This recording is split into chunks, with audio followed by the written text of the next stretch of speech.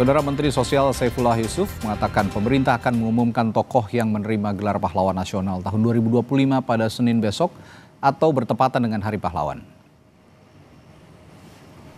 Mensos menilai semua presiden yang pernah menjabat di Indonesia layak menerima penghargaan tertinggi sebagai pahlawan nasional, termasuk Presiden kedua Republik Indonesia Soeharto dan Presiden keempat Abdurrahman Wahid alias Gus Dur. Menurutnya, pemberian gelar pahlawan nasional merupakan penghargaan bangsa atas jasa dan pengabdian para mantan presiden kepada negara. Dirinya pun menyebut tiap pemimpin negara pasti memiliki kelebihan serta kekurangan di masa jabatannya. Angkut gelar pahlawan tentu pada saatnya akan diumumkan. Semua proses telah dilalui berjenjang mulai dari bawah sampai ke atas. Siapapun nanti yang diputuskan oleh presiden, semuanya telah dinyatakan memenuhi syarat. Itu dulu. Soal pengumumannya kapan, tunggu saja. Ya, Pak Presiden Soeharto memenuhi syarat, Presiden Abdurrahman Wahid memenuhi syarat, pejuang buruh Marsina memenuhi syarat, Syekhona Khalil Bangkalan juga memenuhi syarat, dan banyak lagi ya pejuang-pejuang, pahlawan-pahlawan yang diusulkan dari berbagai provinsi. Itu banyak sekali ya, nanti kita tinggal tunggu siapa yang akan mendapatkan gelar pahlawan tahun ini. Senada dengan Menteri Sosial, Menteri ESDM yang juga Ketua Umum Partai Golkar Bahlil Lahadalia mengusulkan agar seluruh mantan presiden Indonesia diberikan gelar pahlawan nasional.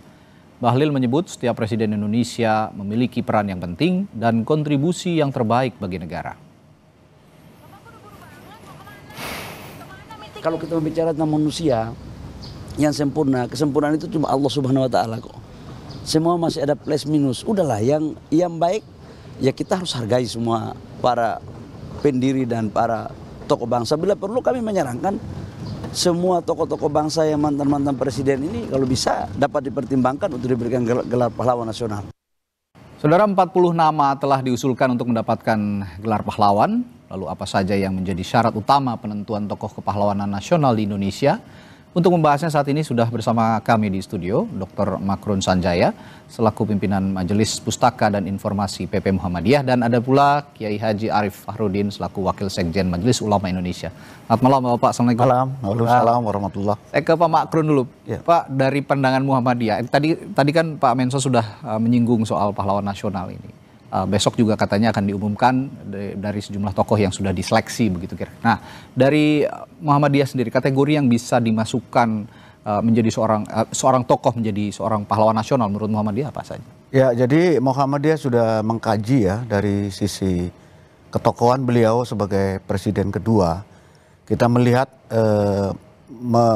menilai sosok seseorang itu harus secara komprehensif ya, tidak bisa sepotong-sepotong. Dan setelah kita teliti juga, sejak zaman revolusi kemerdekaan, beliau ini sudah memberikan bagaimana kontribusinya terbesar bagi bangsa. Okay. Ya, jadi kalau kita menyinggung sosok misalnya Presiden kedua RI Pak Soeharto itu sejak tahun 1946 sudah melakukan berkontribusi kepada yang waktu itu sejarah mencatat ada semacam kudeta yang dilakukan oleh kelompok kiri ya.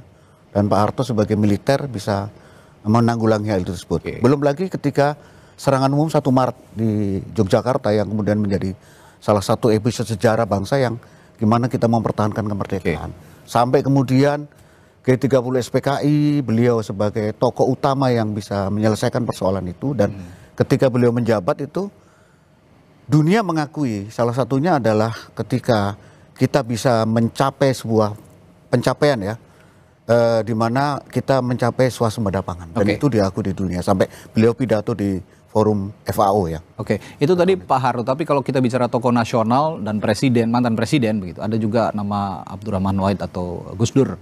Nah, kalau bicara ketokohan dan juga kategori yang sudah diseleksi oleh Mensos, bagaimana sosok Gus Dur ini bisa menjadi pahlawan nasional? Bro? Saya kira sama, dan saya sependapat apabila kita dalam memperlakukan pimpinan itu ya, menilai pimpinan, ada filosofi Jawa yang menurut saya sangat elegan kita coba kaji, yaitu mikul dhuwur mendem jero. Ya.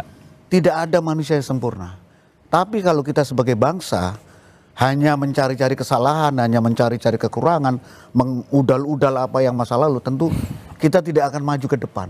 Baik. Ya, jadi kita mungkin kaca spion ibarat orang nyetir ya. Kaca spion itu perlu untuk sebagai pembelajaran, Ya. sebagai apa yang hikmah kita ambil. Tapi ke depan kita harus tatap.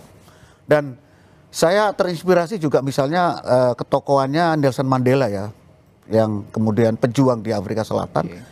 Dia bertahun-tahun dipenjara oleh rejim apartheid, begitu keluar dia melakukan rekonsiliasi, memaafkan tapi tidak melupakan. Nah itu penting. Baik. Jadi sebagai pembelajaran buat juga generasi muda yang akan datang. Baik, saya ke Yai Arief. Yai, kalau bicara soal pahlawan, bisa ketokohan dan pahlawan, definisi pahlawan bagi negara Indonesia ini menurut Yai apa sih dari pandangan Yai? Iya, jadi pahlawan itu kan pada umumnya itu kan mereka yang banyak jasa ya. Berjasa satu kepada bangsa, negara. Yang kedua adalah mereka yang rela mengorbankan segala apa yang dia punya demi satu tujuan bersama, yaitu tujuan mendirikan negara bangsa ini. Nah, jadi kata kuncinya dua itu. Satu dia berjasa, yang kedua rela berkorban. Ya, maka sesungguhnya pahlawan itu ya bisa kembali kepada masa prakemerdekaan yang berkontribusi pada negara, atau pada waktu modern ini juga bisa banyak pahlawan. Gitu loh. Jadi kayak misalkan tenaga kerja kita itu kan juga pahlawan devisa. Jadinya dia yang dedikasinya, kemudian integritasnya itu diserahkan sepenuhnya untuk kemajuan bangsa dan negara ini. Oke, Indonesia ini sebenarnya kan negara dengan multi religi, multi ras, multi suku, multi budaya begitu. Tapi kita sekarang kita tarik ke kacamata Islam misalnya. Dapatkah Anda berbagi contoh misalnya Yai dari sejarah Islam atau perjuangan kemerdekaan Indonesia di mana bangsa menunjukkan penghormatan terhadap jasa pemimpin dan para pahlawannya kira-kira? Ya tentu misalnya dalam konteks Indonesia ya itu kan Indonesia sebagai negara bangsa itu kan memang relatif baru ya ketika sudah diproklamirkan oleh pendiri negara ini yaitu Soekarno-Hatta. Namun kan sebelum berdirinya nation state itu tentu sudah banyak peristiwa-peristiwa yang menggugah emosi dan membuat engagement bersama untuk kita menciptakan satu bangsa kayak Sumpah Pemuda, kemudian lahirnya perkumpulan-perkumpulan nasionalis religius sebelumnya. Jadi itu tentu bibit-bibit untuk menuju common sense bersama yang namanya Negara Kesatuan Republik Indonesia itu juga tentu menjadi hal yang tidak bisa kita lupakan. Oke. Saya juga menanyakan hal yang sama. Ada dua nama mantan presiden kita, ada Presiden kedua Republik Indonesia Pak Harto dan Presiden keempat Abdurrahman Wahid. Ya. Nah, melihat dua sosok tokoh ini, mantan presiden ini yang akan kemungkinan besar akan menjadi pahlawan nasional, bagaimana? Ini menarik ya karena dua sosok ini, dua tokoh ini menggambarkan dua situasi yang cukup berbeda, tapi dalam satu frame yang sama. Perbedaannya misalnya begini, Mas, Pak Harto itu kan tadi Pak Macron juga sudah menyebutkan kontribusi beliau itu sebelum bahkan dimulai di era revolusi kemerdekaan ini, merebut kemerdekaan. Kemudian di masa transisi dan sampai kemudian beliau itu menjadi pimpinan di ABRI ya, Pangkostrat dan sebagainya sampai kemudian menjadi presiden. Jadi era sebelum kemerdekaan walaupun sebentar, kemudian kemerdekaan dan menjadi presiden 32 tahun. Kalau Gus Dur itu identik dengan jasa-jasa beliau itu kan selain beliau punya terah ya. Terah ulama-ulama besar yang itu semua adalah pendiri negara ini. Mulai Menteri Agama pertama Kiai Haji Wahid Hasyim Mabahnya sama kakeknya Hadratus Syekh Kiai Haji Hasyim Asy'ari yang menggelorakan resolusi jihad. Jadi terahnya memang terah pahlawan pejuang negara, dan di masa kemerdekaan itu atau aktivitas Kiai Haji Abdurrahman Wahid itu kan tokoh civil society, tokoh penggerak Nahdlatul Ulama yang luar biasa kontribusinya untuk negara ini di aspek pendidikan agama, pesantren, kemudian pemberdayaan civil society, dan tadi pluralitas, menghargai pluralitas. Itulah ikon dari Gus Dur. Saya kembali ke Pak Makrun. Kalau bicara pahlawan, seorang pahlawan itu adalah teladan bangsa gitu ya Pak Makrun ya. Menurut Bapak seperti apa yang bisa dilanjutkan dalam pembangunan bangsa kita sampai ke depan, bahwa pahlawan ini bisa menjadi inspirasi bagi kita semua, terutama anak-anak muda yang sekarang sepertinya tidak seperti dulu ya. Kalau kita sangat-sangat menghargai pahlawan, sekarang agak pudar gitu. Bagaimana Anda juga menanamkan hal-hal ini kepada anak-anak muda, bahwa pahlawan ini sebenarnya bisa diteladani sampai masa yang tidak bisa ditentukan sebetulnya? Ya kalau saya membaca kategorisasi ya pahlawan itu di dalam undang-undang yang kita gunakan itu adalah minimal ada 2 bentuk yang bisa dilihat, bisa dibuktikan, bisa dirasakan, bisa dilanjutkan, yaitu kesediaan berkorban untuk bangsa, untuk negara, untuk masyarakat, untuk kehidupan, untuk kemanusiaan. Yang kedua adalah dia mencapai sebuah prestasi atau capaian tertentu yang kemudian bisa menjadi role model ya. Kemudian ada jejaknya, kemudian mungkin dapat rekognisi baik dari regional maupun internasional. Saya kira di era kini generasi muda juga harus tidak boleh melupakan sejarah. Dan kalau kita belajar sejarah juga membentuk sejarah yang baru. Bahwa yang namanya pengorbanan, bahwa yang namanya pencapaian prestasi itu harus terus digaungkan, dilanjutkan dengan bentuk yang berbeda tentu. Kalau zaman 45 sampai ke 65 misalnya kan penuh dengan pergolakan politik dan militer ya. Tapi kalau sekarang tentu untuk mencapai misalnya pembangunan bangsa, meningkatkan sumber daya manusia sehingga kita bisa bersaing secara global, tentu anak-anak muda saat ini ya, adik-adik kita, anak-anak saya mungkin juga harus memiliki semangat yang sama. Dia harus mampu berkorban, merelakan dirinya berkorban untuk sesuatu yang tujuan baik, untuk membangun masyarakat, juga dia mencapai prestasi. Ya jangan bahasa sekarang, jangan cuma omon-omon kira-kira gitu ya. Jadi harus konkret, harus ada prestasi, harus ada capaian, dan itu role model banyak sebenarnya. Antara lain dicerminkan dari oleh para pahlawan, oleh para pemimpin kita, tokoh-tokoh kita, para pejuang-pejuang kita sudah betul-betul mendermakan dirinya untuk bangsa dan negara, untuk masyarakat dan untuk kemanusiaan secara universal. Sesuai dengan topik kita malam hari ini, bangsa besar menghormati jasa pemimpin dan para pahlawan. Nah, saya ingin bertanya juga terkait dengan konteks ini. Menurut Anda, mengapa penghormatan terhadap jasa pemimpin, jasa pahlawan terdahulu ini menjadi salah satu ciri bangsa yang maju dan beradab, gitu kira-kira? Ya saya kira memang di era informasional sekarang ini ya, komunikasi, informasi itu banjir ya. Banjir, abundansi istilahnya. Tentu kadang-kadang itu bisa mengikis ya, karena kita ini cenderung globalisasi, ini nilai-nilai yang sebenarnya kita anut ya kan, yang kita pertahankan, yang diajarkan oleh para sesepuh kita, para orang tua kita, agak mengalami pergeseran. Nah ini mungkin saat ini masalah transisi ya, dari sisi budaya, dari sisi pemikiran. Saya kira faktor yang paling penting adalah bagaimana tetap mengikat anak-anak kita, generasi muda, dan menyadarkan negara ini ada karena perjuangan para pendahulu kita. Nggak mungkin kita negara ini eksis kalau tanpa perjuangan para pendahulu kita. Jadi ini harus ditanamkan terus-terus, dan tugas kita adalah membangun ke depan menjadi lebih baik lagi seperti yang diwariskan oleh para pimpinan kita. Yai, saya juga ingin bertanya soal satu hal ya. Pemerintah kita kan sering menggaungkan yang namanya Indonesia Emas 2045 kira-kira. Nanti setelah jeda saya akan tanyakan ke Yai bahwa tagline ini atau Indonesia yang sedang menuju Indonesia Emas 2045 ini, hal apa saja yang sebenarnya bisa dipetik dari nilai-nilai kepahlawanan, terutama kita besok juga akan menghadapi Hari Pahlawan, termasuk yang akan ditetapkan, tokoh-tokoh nasional yang akan ditetapkan, termasuk Presiden kedua dan keempat Republik Indonesia yang akan ditetapkan menjadi pahlawan nasional. Saya akan tanyakan hal itu nanti setelah jeda. Di Sapa Indonesia Malam, tetaplah bersama kami.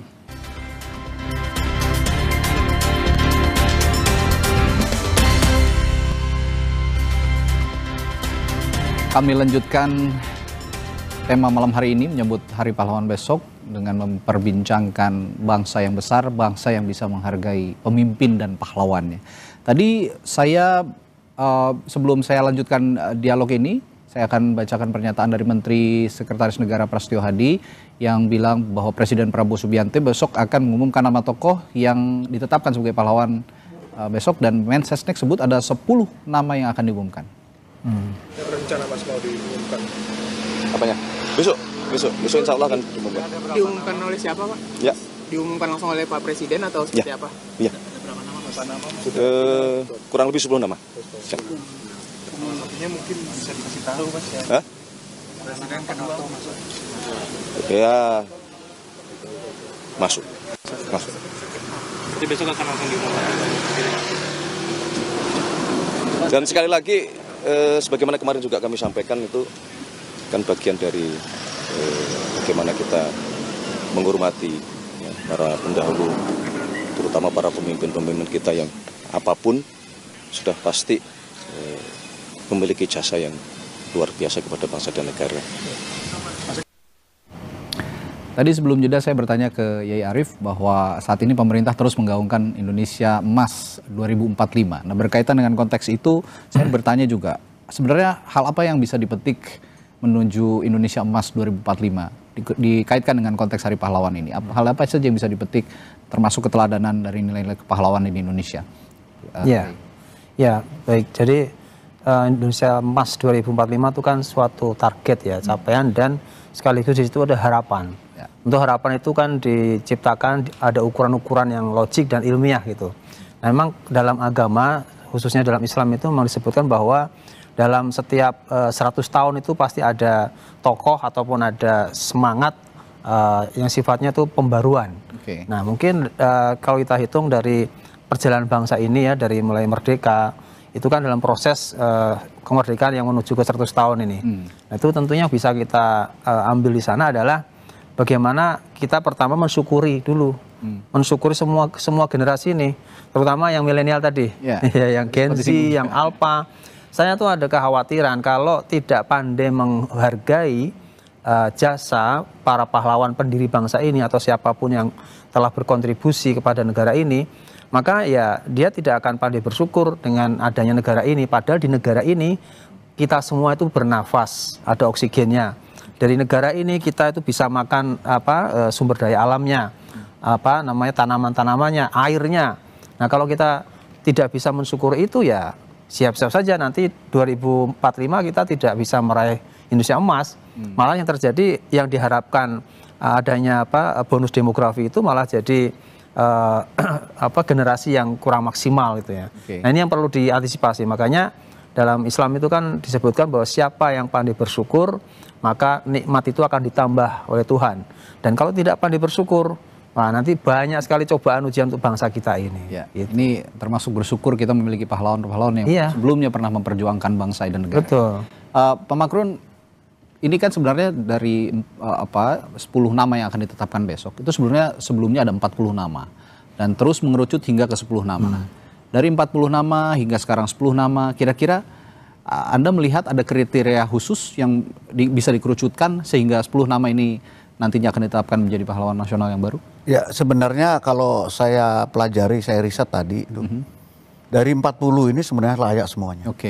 Cuma mungkin ya, nggak mungkin ya, seketika 40 jadi pahlawan, seketika mungkin nanti pada tahap-tahap berikutnya. Tetapi saya lihat kembali kepada kriteria kepahlawanan tadi, dikaitkan dengan juga generasi muda saat ini, bahwa yang namanya kriteria berani, sedia, berkorban, mengorbankan apa saja yang dia punya untuk kepentingan masyarakat, kepentingan bangsa, negara kalau dia dalam tataran di struktur gitu ya.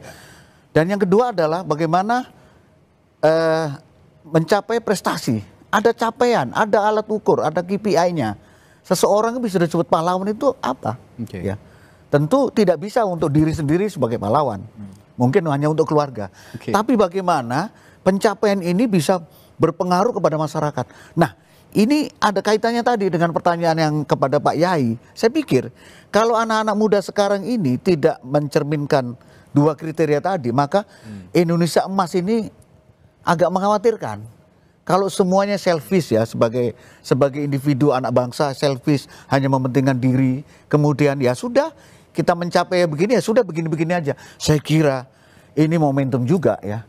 Tinggal berapa tahun ini? Tinggal 20 tahun lagi. Jadi yang sekarang ini kira-kira umur 10 tahun, 15 tahun, mereka inilah yang akan memegang tampuk masyarakat bangsa kita di masa mendatang. Makanya tahun 2045 ya sebagai tahun Indonesia Emas itu bisa digenjot dari sekarang dan perlu kita gerakan penyadaran itu tadi. Kalau mau disebut pahlawan dan harus bersumbangsi kepada bangsa dan negara itu tadi harus ada semangat berkorban dan harus ada mencapai prestasi tertentu. Nah, 10 orang yang akan ditetapkan menjadi pahlawan nasional ini kan akan menjadi memori nanti di kemudian hari, terutama bagi anak-anak muda, termasuk anak-anak sekolah. Saya bertanya ke Pak Makrun, seperti sebagai Muhammadiyah juga sebagai lembaga pendidik juga, kira-kira strategi pendidikan yang bisa diterapkan untuk menanamkan nilai penghormatan terhadap jasa pemimpin dan juga para mantan presiden, para pahlawan, apa yang kira-kira bisa diterapkan?